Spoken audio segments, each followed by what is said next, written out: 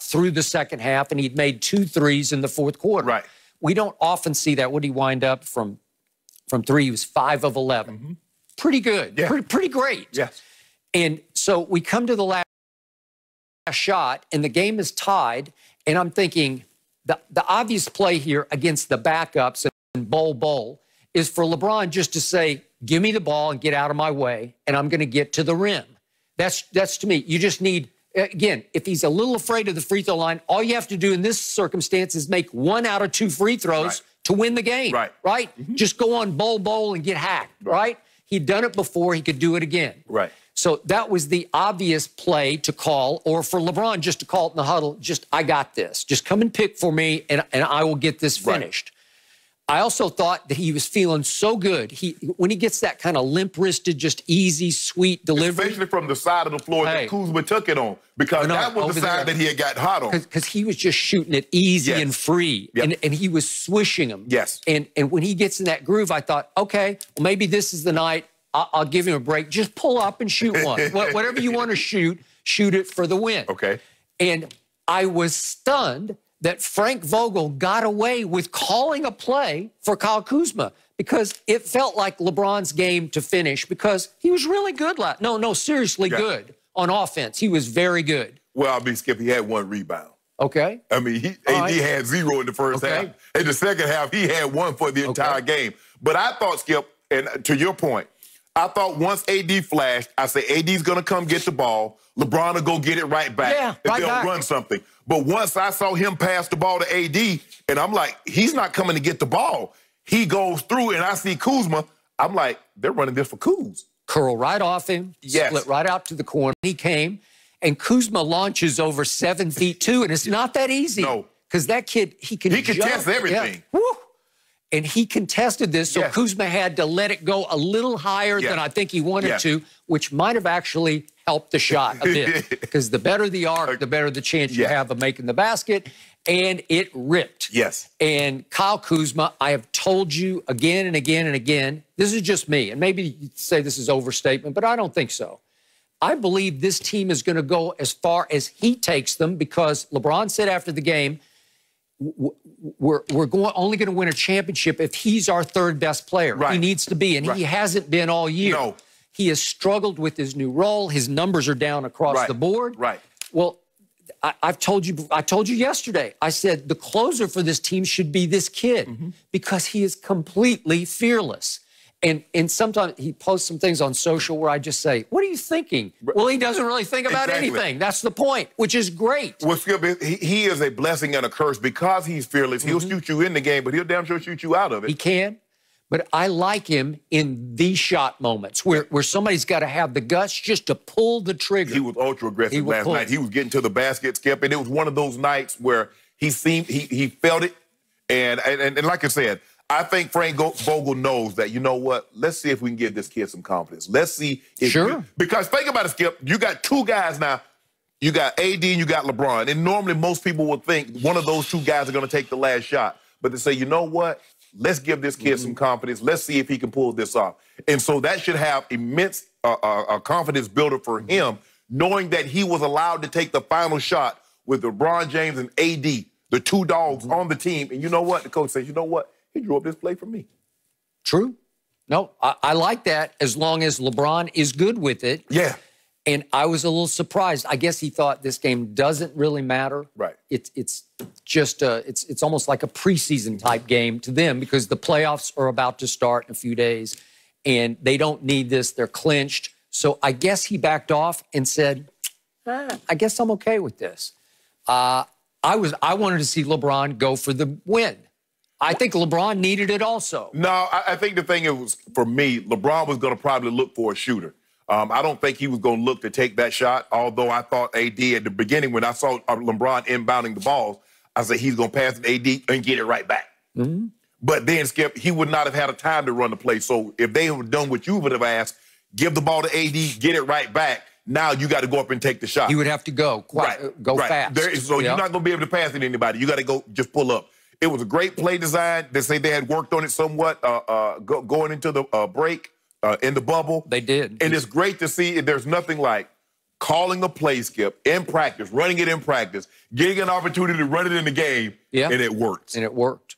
I don't know if you can call it again. You might have given it up. You know, somebody will be looking for it next time, right? Because they're going to switch that. That's what Bowl and Mason Plumlee should have done. If anything comes, we're switching all. So, speaking of bizarre, I can't quite figure out what Frank Vogel is trying to pull off here, but on Saturday evening, he featured Quinn Cook for the whole game. Right. And Quinn Cook stood up for himself. And LeBron has called Quinn Cook as good a catch-and-shoot guy as there is in the league, and I second that. He will take and make big shots. Unfortunately, LeBron tried him twice in the last 3 minutes against Indy when they led by 3 with 3.5 minutes left. Quinn got 2 really good looks and missed them both. At that point, he had made 5 of 7 threes, which was, by their standards, extraordinary. Right? So, again, you would think, well, Quinn Cook just earned his way in the rotation, and last night, Quinn Cook DNP'd. He didn't play a lick. And the night before, and 2 nights before, Skip, remember, Dion Waiters DNP'd. And then he got some good minutes last night. He played well. He's aggressive, Skip. He'll put the ball. 5 of 8. He getting to the basket. Now, he might launch up a 3 like, Dion, what the hell you doing? But he going to put the ball on the floor and try to get to the rim. He struggles, Skip, with lateral and to stay in front of someone because he picks up 2 or 3 fouls a game just by body hip checking the guy because he can't slide and stay in front of the guy. So another Vogel chemistry experiment, but we're out of games now. Like how many more times? Even Harden was out there. I'm like, first of all, where did you even come from? So what is your identity exactly going into the playoff stretch? Because no KCP. Because normally, normally KCP starts. He didn't play. So wasn't he banged up or something? Because I think he took a shot to the ribs or something. And so it's going to be interesting to see, Skip, how he sets this lineup. And then Caruso has been struggling. He's been struggling, Skip. I mean, there's no other way around it. He's struggling. Plays hard. He plays hard. But play hard don't necessarily win your game when you're turning the ball over and your plus minus isn't very good. And all of a sudden yesterday, when I least expected it, Montrezl Harrell announced he's back in the bubble. So, again, the Clippers, who I believe are your chief rival in the West, they have not had their full roster together except for 12 games this year. And now they're about to get the full roster back. But there's no time to get ready. Ain't no practicing. Everything is just shoot around. Okay, this is what if they do this, this is what we're gonna do. Ain't no practicing the training camp, the mini camp type stuff. Skip, that's over. It's over now. I have no idea what kind of shape Montrez is in. Obviously, he's been grieving the loss of his grandmother for quite a while. He ain't in basketball shape. I would doubt it, and I don't know if you can just throw him into what's left of these 2 games or get him ready. Because you have to be careful, Skip, because remember, they threw Pat Bev in, and Pat Bev got a soft tissue injury. So that's what you have to be. And Trez is like that. Trez is an energy guy. He's a guy that's going to give you second chance points. He's going to give you second chance points in the paint. He's going to grab a rebound and kick it to somebody in the corner for a wide open 3. Trez Harrell gets the 50-50 balls. He gets 85-90% of those because he's all hustle. All the time. He can protect the rim. He's not that big, but he'll challenge you at the rim. He's not going to give you anything easy and cheap. 6'7". He's listed at 240. He might be 250 right now. I don't know. So, I mean, I love everything about his game. But to think that he's going to be coming in because he's what? He's been away 3 weeks. So to think that he can just come in and just like, you have to be careful. That's what you have to be careful of, Skip. A guy trying to play his way in, going an extra minute, like, okay, I'll leave him out there a little longer. And next thing you know, he tweaks something. So the Lakers aren't sure who they are, and the Clippers aren't sure how they're going to come back together, how quickly. So here we go. Well, the Clippers know who they are. The Clippers know their starting. They know their starting 5. They know their next 5. Lou Will's coming. Trez is coming. Trez is going to play more minutes than Zubac. Although Zubac has been playing, he's been playing out of his mind. He's 11-11 right now, Skip. He's challenging people. But your guy hadn't been doing too much. Who? Joakim. Oh, Joakim. I thought you meant Kawhi. Nah. Because all Kawhi did was score 39 the other night. What would I do? 39 and what? Huh? 39 and L. Yeah. Yeah, that's when he got 39 and L, Jenny. Brought him from 21 down to even. Brought him where? Woo! Brought him where? Woo! That's what's called a moral victory. You get a dub, kind of a asterisk dub. So let me ask you a question. if I get on a flight from Atlanta and I say, okay, I'm on this, I'm going to San Francisco, here I come, baby. Yeah. And the plane lands in L.A., what the hell have I done? You're lucky. Yeah, you got me close. Yeah. So you went to the right place. No, I didn't. Yeah. I'm on this flight to go to San Francisco. Oh. Don't drop me off in L.A. and say, I got you close. 39 with an L, what you need? L.A. is home. Yeah.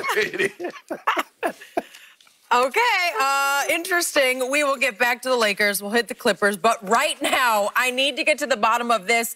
Damian Lillard had some strong accusations about Skip, and I want Skip's response. Here we go. Break.